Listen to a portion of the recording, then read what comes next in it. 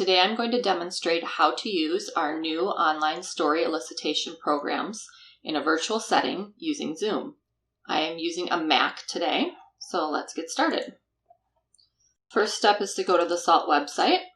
This demonstration assumes that you have already logged in and that you've already purchased the product. So we're going to go to Online Story Elicitation. And today I'm going to demonstrate how to use the monolingual English program. And the first thing I get is a message saying that I really need to be using the Chrome browser. So I'm going to go ahead and close out of Safari, and I'm going to open Chrome instead.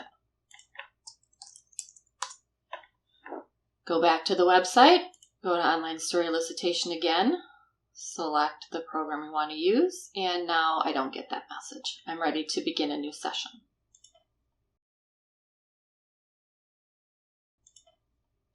We don't recommend you use the child's full name for privacy reasons, so I'm going to go ahead and use some initials. And I'm going to select a virtual session, which means I need to use an alternate recorder. In this case, I'm going to show you how to use the recorder built into Zoom. Another option would be to use an audio recorder in another digital device, let's say your phone. So that's definitely something else that you could do. I get a message confirming that I've chosen to use an alternate recorder, and I should check the microphone. If I'm using my phone right now, then I would open up my audio recording application and do a few test recordings to make sure that everything's working properly. Also really important that you know how to get those recordings off of your phone if you're choosing to use a phone. In this case, I'm going to be using Zoom, so I want to go ahead and make sure that all of my settings are correct in Zoom. It's really important to do this before you get the child into the Zoom meeting because there are some settings that require you to actually close the meeting and start over again. So let's go ahead and open up Zoom, and I'm going to select a new meeting. First thing I need to do is check my audio settings. So I can see that this is where you test the speaker. This is where you test the microphone. You also will want to go into the recording area and make sure that this top box is checked. That tells you where the files are going to be saved when you're done with the meeting. So you need to know where these audio files are going to be. Right now they're going into a default folder that's in my documents, and it's called Zoom. You can also set up something special for SALT if that's useful to you. Just make sure that you understand where they're going to go when the meeting ends. The next thing I want to do is check that my screen share settings are correct. So I'm going to select Share Computer Sound and optimize the screen share and select my Zoom Chrome screen as the one I want to share. And I can see that I don't have my privacy settings correct right now. So if I open System Preferences, I need to make sure that this box for Zoom is checked so that Zoom can do the screen share. And this is where I get the message saying that I need to quit Zoom in order for these settings to take effect. So I'll go ahead and quit my Zoom meeting. And now everything should be ready to go. I've done all of my tests, so I can say OK. And at this point, then you would want to start the Zoom meeting with the child. So I'm going to restart Zoom. I'm going to select New Meeting. And I'm going to invite my participants. You can do that by the invite button. You may have contacts here already if you use Zoom quite a bit. Otherwise, you can copy the invite link and then email that to your participant. Once they sign into the meeting, you will see them in the participants list, and you just have to admit them to the meeting. So I'm going to assume that that's happened and share my screen again. Very important that you check these two boxes.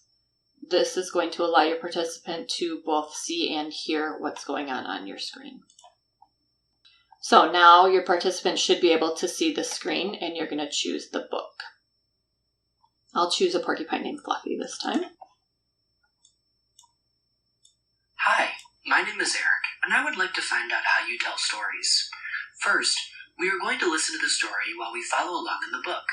When we have finished listening to the story, it will be your turn to tell the story using the same book. Okay, let's listen to the story. It's a good idea to make sure that the child can both see the video and also hear it. So you may want to stop early on and just check that. If not, go up here to the Zoom menu and make sure that these two are checked. Share computer sound and optimize screen share. If you need to, you can always drag the video back to the beginning and start over again. I will just continue here, assuming that the participant can see and hear everything. A Porcupine Named Fluffy by Helen Lester. Illustrated by Lynn Munsinger.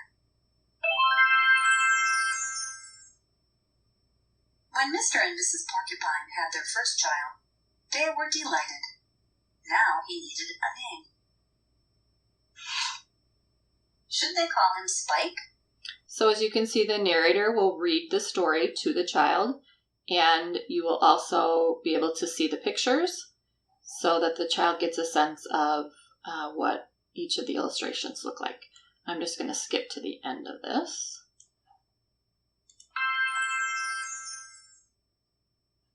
And select continue.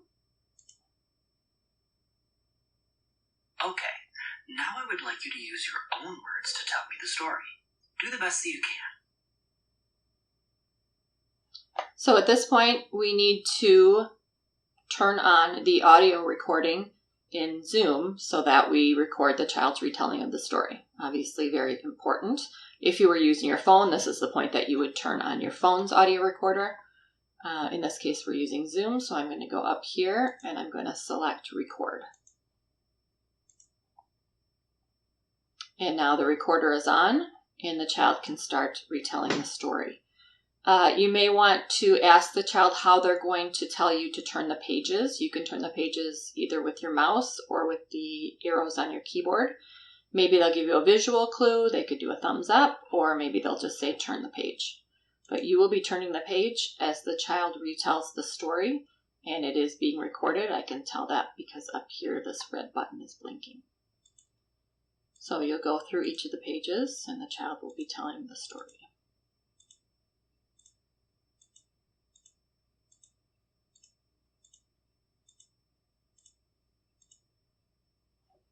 And at the end of the book, we'll get the message to stop the recorder. So I'll go and do that and then click continue.